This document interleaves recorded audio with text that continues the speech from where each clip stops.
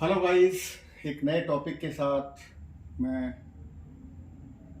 Dubey sir एक बार फिर आपके सामने। And the today's topic is Ohm's law.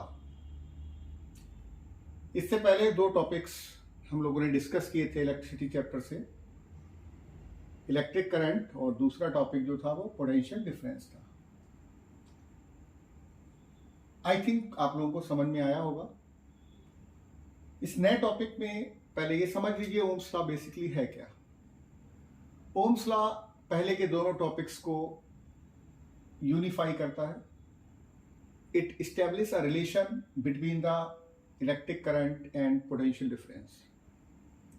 Electric current और पोटेंशियल डिफरेंस में क्या रिलेशन है, how electric current effect potential difference and how potential difference effect electric current, ये जानने के लिए हमें ओम्स लॉ को समझना जरूरी है।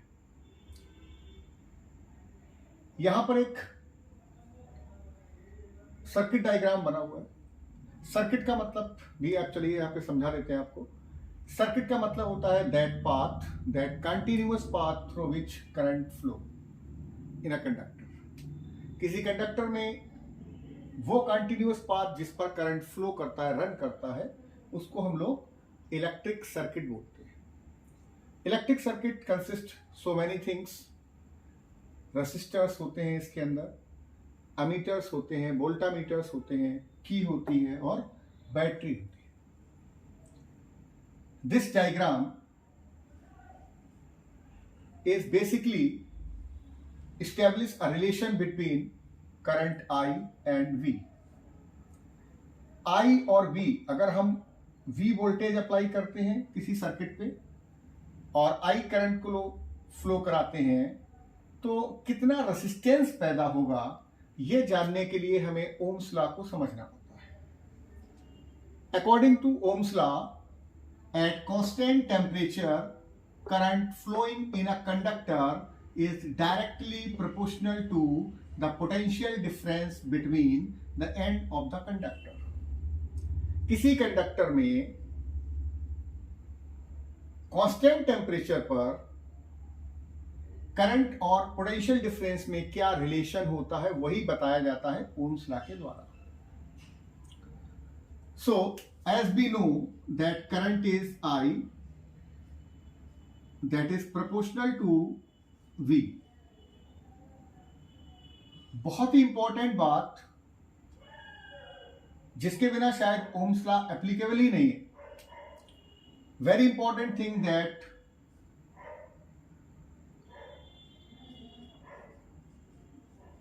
temperature remains constant। Temperature constant होना चाहिए। अगर टेम्परेचर कांस्टेंट नहीं है तो हम ओम्स लॉ अप्लाई नहीं कर पाएंगे। So this is basically the limitations of Ohm's law, कि अगर कांस्टेंट टेम्परेचर नहीं है, टेम्परेचर वेरीज कर रहा है, तो फिर ओम्स लॉ एप्लीकेबल नहीं होता है। तो हमने देखा कि अगर हम टेम्परेचर को कांस्टेंट कर दें तो जो करंट होगा किसी कंडक्टर में फ्लो करने वाला, that will be proportional to potential difference V और V प्रोपोर्शनल टू I, क्योंकि डायरेक्टली प्रोपोर्शनल है।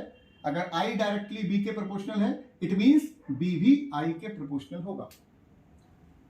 अगर हम इस प्रोपोर्शनलिटी साइन को हटाएं तो निश्चित रूप से हमें कोई कांस्टेंट रखना पड़ेगा और वो कांस्टेंट यहां पर R होगा। So V equal to RI। This is the formula which give the relation between V and I। Current और I के बीच में जो रिलेशन है वो इस फार्मूले से हमको पता चल जाता है। यहीं से हम अगर देखें तो R की वैल्यू भी निकाल सकते हैं, V upon I, where R is a constant called resistance। R एक कांस्टेंट है जिसको हम लोग रेसिस्टेंस के नाम से जानते हैं। रेसिस्टेंस क्या है, इसको ब्रीफली अगले वाले टॉपिक में समझाने की कोशिश करूंगा मैं आपको। फिलहाल आप यहां से दो बातें समझ लीजिए कि Ohm's law is basically the relation between the I and V, where I is the current and V is the potential difference। अगर इन दो क्वांटिटीज को हमें पता है, basically there are three quantities V, I and R, potential difference, current and resistance। So if we have any two of these quantities, then we can find out the third one। Suppose अगर कोई example है जहां पर हमको दिया हुआ है कि 5 एम्पियर का करंट है, किसी सर्किट में 5 एम्पियर का करंट फ्लो कर रहा है, और जो पोटेंशियल डिफरेंस है जिसको हम लोग शॉर्ट में पीडी बोलते हैं, दिस इज 10 वोल्ट। अगर आपको ये दो चीजें दे रखी हैं, करंट और पोटेंशियल डिफरेंस, अब आपको बोला जाता है कि what will be the value of resistance, resistance की वैल्यू कितनी होगी। तो यहीं पर हम दोनों वैल्यूज को पुट करेंगे, या इस वाले में रेसिस्टेंस पुट करेंगे, R equal to V upon I, this is 10 upon 5 और 2 ohm. Ohm is basically the unit of resistance. तो अगर हम यहां पर इस डायग्राम को समझने की कोशिश करें कि हम पोटेंशियल डिफरेंस, मान लिया हमने 10 वोल्ट का अप्लाई किया है, ठीक है, कोई बैटरी कनेक्ट की है जिसमें से 10 वोल्ट वोल्टेज निकल रहा है, और करंट जो है वो 5 एम्पियर का करंट हमने इसमें से पास कराया है।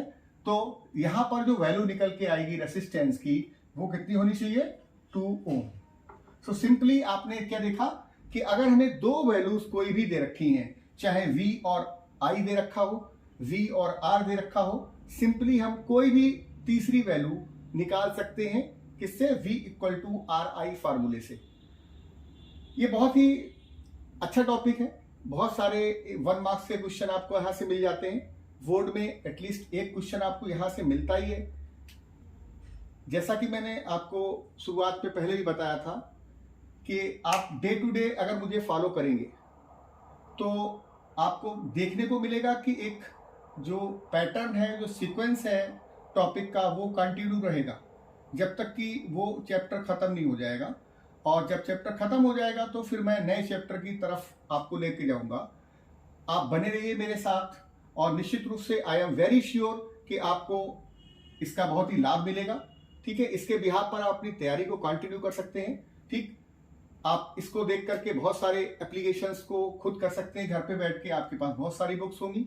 ठीक है, आप कॉन्सेप्ट, सबसे पहले इंपॉर्टेंट बात यह है कि how to make the concept, क्योंकि आप जो भी चीज पढ़ते हैं उसके लिए हमारे पास साइंस में कॉन्सेप्ट होना बहुत जरूरी है, क्योंकि सबसे इंपॉर्टेंट साइंस में कॉन्सेप्ट है, ना कि प्रोसीजर। अगर आपके पास कॉन्सेप्ट है तो आप निश्चित रूप से बहुत आगे तक जाएंगे और एक से ज्यादा तरीके की प्रॉब्लम्स को खुद ही सॉल्व कर पाएंगे, क्योंकि हर सॉल्व प्रॉब्लम के लिए सोल्यूशन होना ये पॉसिबल नहीं है, उसको हम फॉलो भी नहीं कर सकते हैं।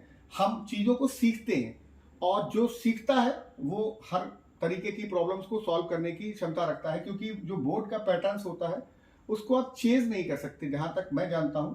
ठीक है, आप चेज करेंगे तो फिर आप कहीं नहीं पहुंचेंगे। तो सीधा सा है कि आप उस टॉपिक को सीखिए, और जहां तक सीखने की बात है आप मुझे फॉलो करिए, बहुत सारी बुक्स हैं, आप उनको बाद में एक बार रिवाइज करिएगा, साथ में कोशिश करिए कि इन टॉपिक्स पे और डिस्कशन हो।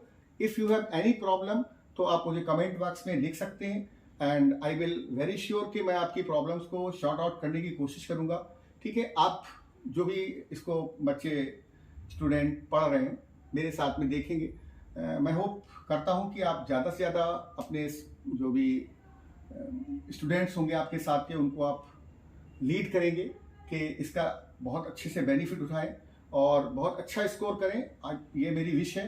ठीक है, और मेरा पर्पस भी यही है कि आप कॉन्सेप्ट फॉर्मेशन हो आपके अंदर, ताकि आप अलग अलग सिचुएशंस में अलग अलग तरीके से अपनी प्रॉब्लम्स को खुद ही सॉल्व कर पाएं, क्योंकि बुक्स के अंदर प्रॉब्लम्स लिमिटेड होती हैं और आपके पास अगर कॉन्सेप्ट है तो आप किसी भी तरीके की बहुत आराम से उस समस्या का समाधान लेके आएंगे। ठीक है, तो अभी मैंने आपको यहाँ पर आज ओम्स लॉ पढ़ाया। This is the third topic of the electricity chapter. अभी अगले टॉपिक में मैं फिर कुछ एग्जाम्पल समझाऊंगा जो कि बेस्ड होंगे ओम्स लॉ के डेरिवेशन के ऊपर। ठीक है, उसके बाद में मैं आपको नेक्स्ट टॉपिक में पढ़ाऊंगा रेसिस्टेंस क्या होता है और रेसिस्टेंस किन किन चीजों पर डिपेंड करता है। So be with me and enjoy.